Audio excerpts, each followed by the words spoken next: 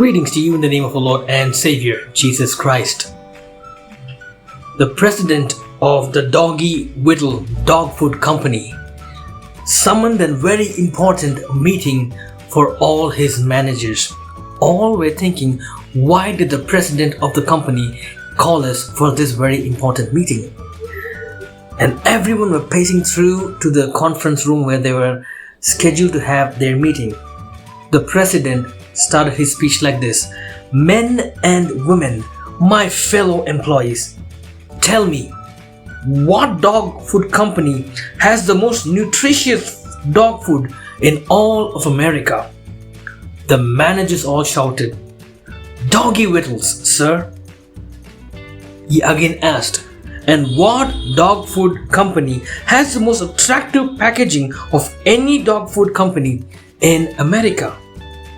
"Doggy Whittles, sir," they replied in unison. He had another question to ask. He said, "And what dog food company has spent more on advertising than any other dog food company in America?" And again with a roar, the answer was, "Sir, it's Doggy Whittles," they yelled. The president then paused for a moment and he said, "This is my last question for you. Then why aren't we the most selling dog food brand in all of America?" The room was completely silent. You can imagine, because till this point they were all yelling, "Doggy Whittles, sir," the name of their company, the brand, their dog food brand.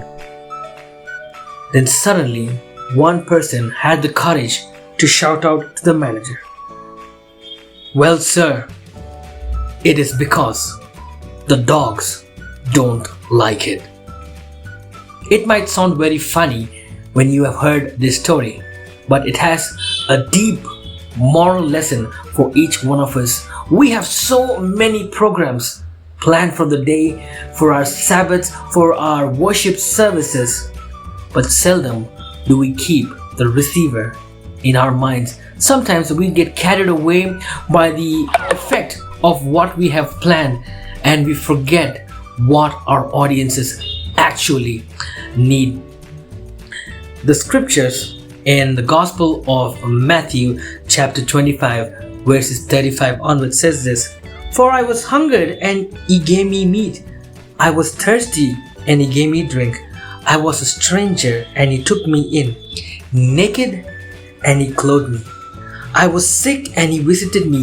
I was in prison and he came unto me."